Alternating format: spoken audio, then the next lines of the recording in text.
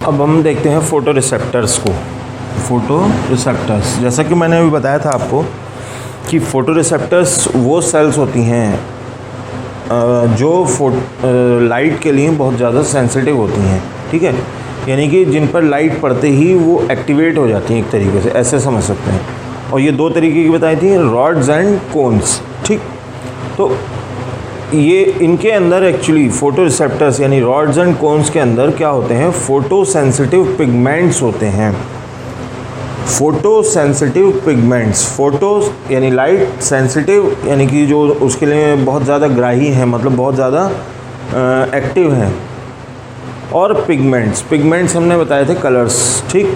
तो जो रॉड्स के अंदर जो पिगमेंट्स पाए जाते हैं उन्हें कहते हैं हम रोडोप्सिन, और जो कोन्स के अंदर पिगमेंट्स पाए जाते हैं उन्हें कहते हैं आयोडोप्सिन। आयोडोप्सिन जो है ये क्या होता है, ये ब्राइट लाइट और कलर्स यानी रंगों के, मतलब एक तो पहली चीज़ ब्राइट लाइट यानी जो तेज़ चमक वाली लाइट जो होती है उसके लिए बहुत सेंसिटिव होता है, और उसके साथ साथ कलर्स के लिए यानी कि जितने भी कलर्स हैं वो कौन आइडेंटिफाई कर रहा है हमारी आँख के लिए, कोन्स, ठीक। इसके साथ ही साथ दूसरी तरफ अगर हम देखते हैं जो रॉड्स हैं यानी कि रोडोप्सिन जिसमें पाया जाता है वो लाइट के लिए सेंसिटिव होते हैं, जो नॉर्मल लाइट है उसके लिए। और उसके साथ साथ इसमें होता है डिम लाइट विजन, यानी कि अगर हम कम रोशनी में कुछ देख पा रहे हैं तो वो किसकी वजह से देख पा रहे हैं, रॉड्स की वजह से देख पा रहे हैं, क्योंकि इसमें क्या होता है, रिसेप्टर्स लगे होते हैं जो डिम लाइट यानी कि हल्की मध्यम सी लाइट में भी हम देख पाते हैं। अब जो मेन टॉपिक आता है हमारा, या एक कह सकते हैं चैप्टर का एक बहुत इम्पॉर्टेंट हिस्सा, मैकेनिज्म ऑफ साइट, यानी कि जो साइट है वो कैसे बनती है, यानी कि हमें कोई भी वस्तु दिखाई कैसे देती है। हम लोग सब जानते हैं कि जो इमेज है यानी कि जो प्रतिबिंब है वो रेटिना पर बनता है, आँख के अंदर रेटिना पर बनता है। और जो कि यानी रेटिना जो है वो क्या है, site analytic receptor of cerebral cortex, यानी कि जो सेरेब्रल कॉर्टेक्स है, जो ब्रेन का हिस्सा है जहाँ पर इसका एनालिसिस होता है, उसके लिए एक साइट है। ये साइट मतलब एक लोकेशन है, एक जगह है, ठीक है।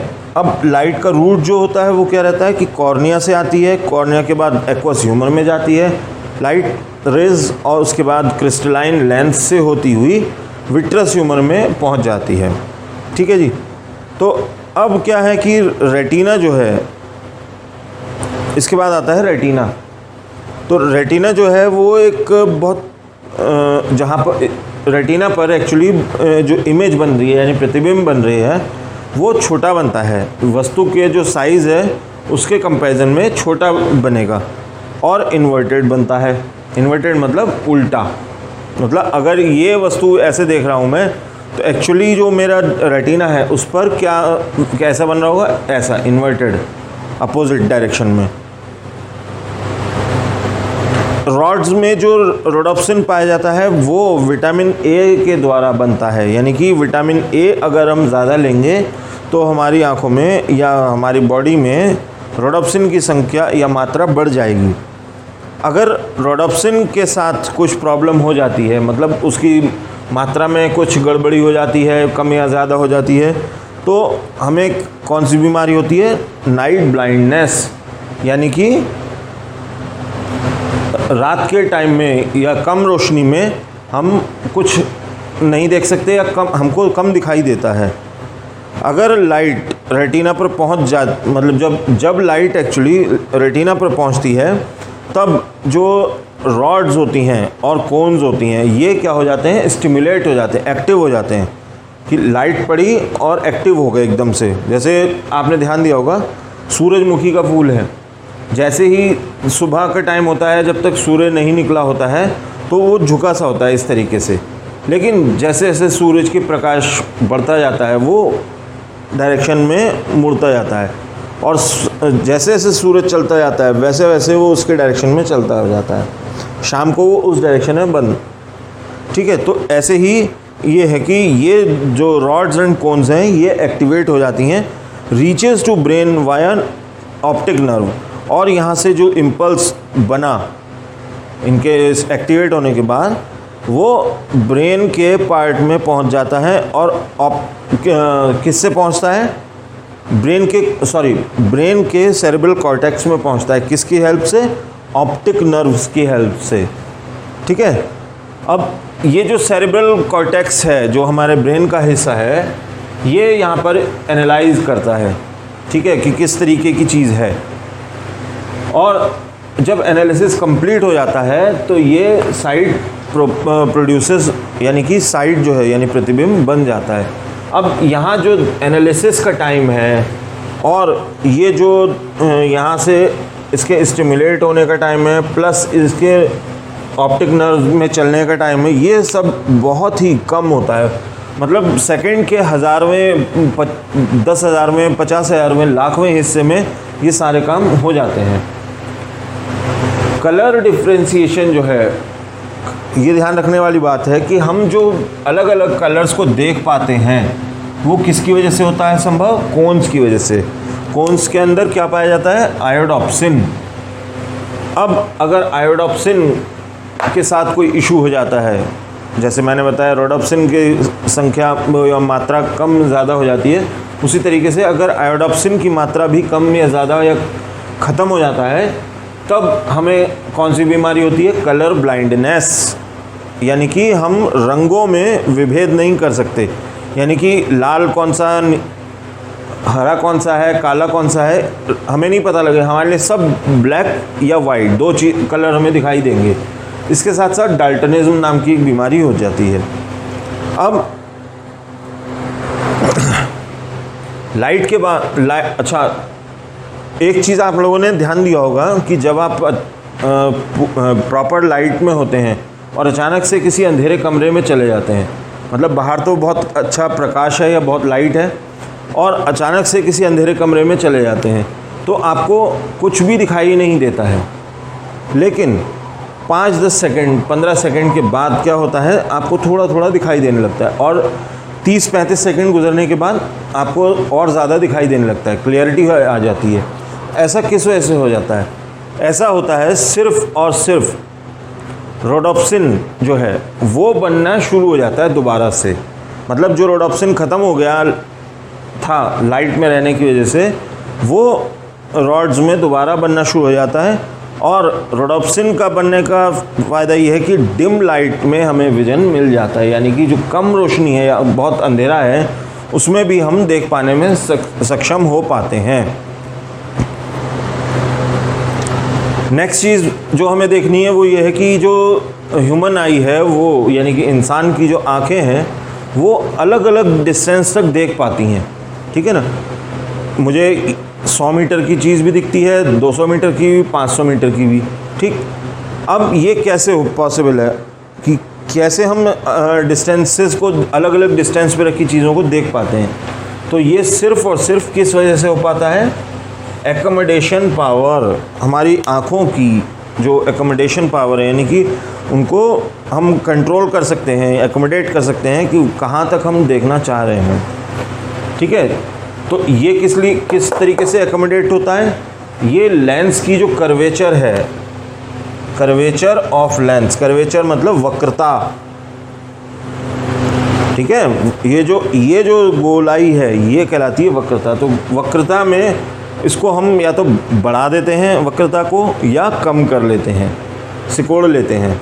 तो अगर किसको बढ़ाते हैं और सिकोड़ते हैं, सिलियरी मसल्स को। जो सिलियरी मसल्स कौन सी हैं, जो कि लेंस को टांगे हुए रखती हैं बीच में इस तरीके से। ये अगर मार्कर को हम लेंस समझते हैं तो ये जो दोनों साइड रोके हुए हैं ये हैं सिलियरी मसल्स। तो ये अगर सिकुड़ जाती हैं सिलियरी मसल्स तो क्या होता है, इसके जो लिगामेंट्स हैं वो रिलैक्स हो जाते हैं, मतलब ढीले पड़ जाते हैं इसके साथ अटैच जो हैं, ठीक है। और लेंस जो है वो ज़्यादा कॉन्वेक्स हो जाता है, मतलब वो अधिक उत्तल हो जाता है, लेंस बढ़ के उसकी उत्तलता बढ़ जाती है एक तरीके से। और जो हमें इससे क्या मिलता है कि जो पास रखी चीज़ें हैं वो हम आसानी से देख सकते हैं, अब इसका उल्टा है डायलेशन, है ना, कॉन्ट्रैक्शन का उल्टा डायलेशन। तो इसमें क्या है, इसमें जो सिलेरी मसल्स हैं वो रिलैक्स हो जाती हैं और इसकी वजह से जो लिगामेंट्स हैं वो स्टिफ हो जाते हैं, टाइट हो जाते हैं। टाइट होने से जो कॉन्वेक्स है ये जो ज़्यादा कॉन्वेक्स है, अब क्या हो जाएगा, ये इस तरीके का हो जाएगा, इसकी कॉन्वेक्सिटी यानी उत्तलता कम हो जाएगी और अब हम दूर की चीज़ों को देखने के लिए सक्षम हो पाएंगे। अब हमारा आता है डिजीज़ वाला पार्ट, यानी कि आँखों में कौन कौन सी डिजीज़ हमारे होती हैं।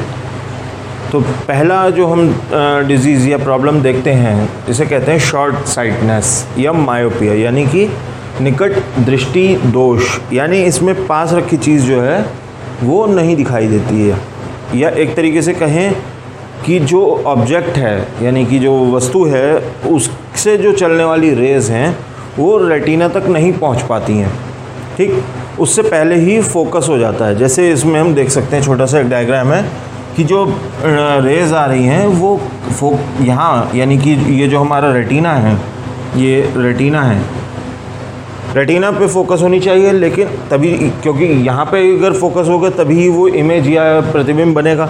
लेकिन क्या हो रहा है, मायोपिया होने की वजह से रे जो है वो इतना पहले फोकस हो जा रही है।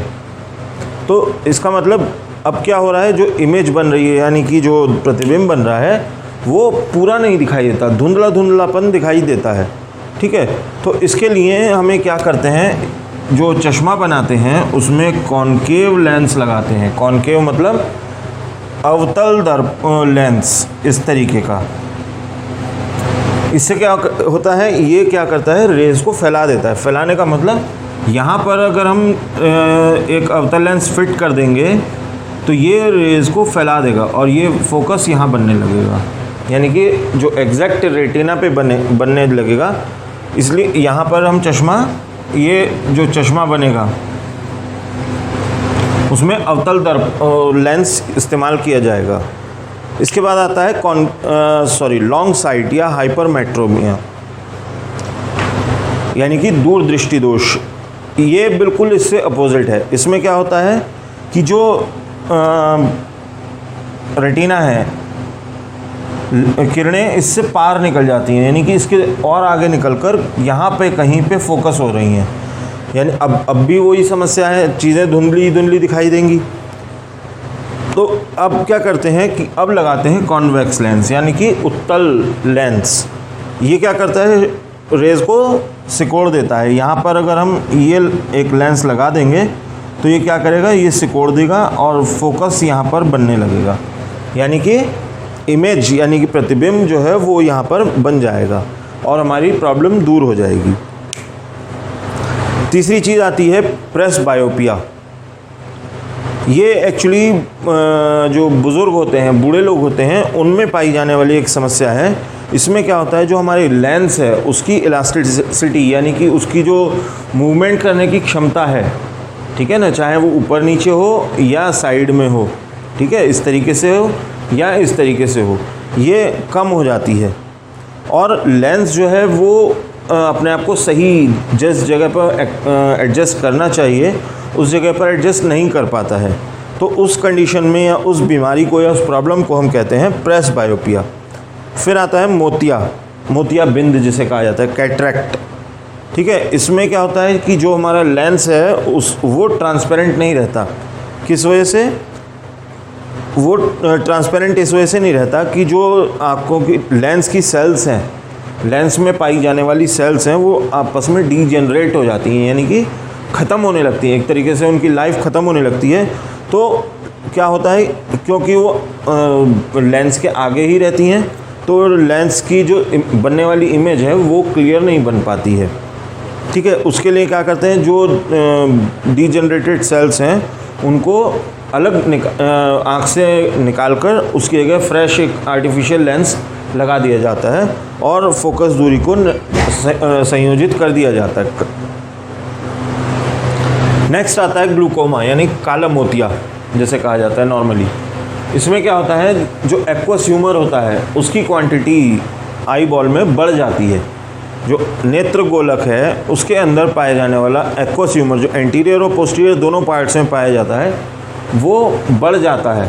तब क्या होता है, इसकी वजह से इंट्रा ऑक्यूलर टेंशन बढ़ जाता है, यानी कि जो आँख के अंदर का जो एक तरीके से तनाव है, ठीक है, वो बढ़ जाता है। जैसे आपने देखा होगा, आप किसी गुब्बारे के अंदर होली के टाइम में पानी भरते हैं, ठीक है, तो अगर थोड़ा पानी भरते हैं तो गुब्बारा थोड़ा सा मुलायम सा रहता है, लेकिन अगर उसमें ज़्यादा पानी भर देते हैं तो वो टेंशन ज़्यादा हो जाता है, यानी कि उसमें क्या है, थोड़ा सा वो ज़्यादा सॉलिड जैसा हो जाता है। तो वो इसी तरीके से नेत्रगोलक है, उसमें टेंशन बढ़ जाता है। टेंशन बढ़ जाने से क्या होगा, जब लगातार टेंशन बढ़ा रहता है तो क्या होता है, रेटिना जो है वो डैमेज हो जाता है थोड़े टाइम के बाद, और उससे क्या होता है कि जो पूर्ण अंधता यानी कि कंप्लीट ब्लाइंडनेस की स्थिति में पहुंच जाते हैं। नेक्स्ट आता है नाइट ब्लाइंडनेस या निक्टोलोपिया। इसमें क्या है कि जो कम रोशनी होती है उसमें पेशेंट जो है वो देख नहीं पाता है और धीरे धीरे करके कंप्लीट ब्लाइंडनेस की तरफ पहुंच जाता है, यानी कि उसकी आंखें डेड हो जाती हैं एक तरीके से। ये प्रॉब्लम जो है विटामिन ई की कमी की वजह से आती है। नेक्स्ट कलर ब्लाइंडनेस यानी कि वर्णांधता। क्या है, वर्णांधता। इसमें क्या होता है कि हम रंगों को अलग अलग नहीं पहचान पाते हैं, ठीक है, और ये ख़ास तौर से ये एक बहुत एक बड़ी प्रॉब्लम है जो रेटिना के में कोई भी अनियमितता आने की वजह से पैदा होती है। इसमें हर एक चीज़, कोई भी चीज़ अगर हम देखते हैं वो किसी भी कलर की हो, केवल सफ़ेद या काले कलर की दिखाई देती है। तो इस तरीके से ये हमारी 7 प्रॉब्लम्स हैं जो हमारी आइज़ में डेवलप हो जाती हैं किसी न किसी कारण के वजह से। तो यहाँ पर हमारा आई का सेक्शन ख़त्म होता है।